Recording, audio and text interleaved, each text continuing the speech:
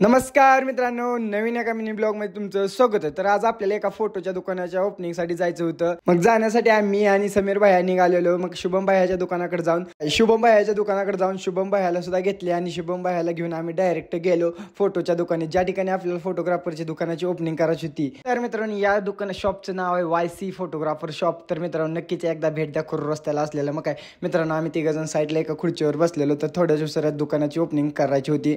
मग काय सर्व पाहुणे आली ना आपल्या समीर भाई शुभम भाईच्या हस्ते शॉपचे उद्घाटन झाले। मग मित्रांनो, शॉपचे उद्घाटन तर झाले आणि तेवढ्यात आपले यशराज सर सुद्धा आलेले आहेत।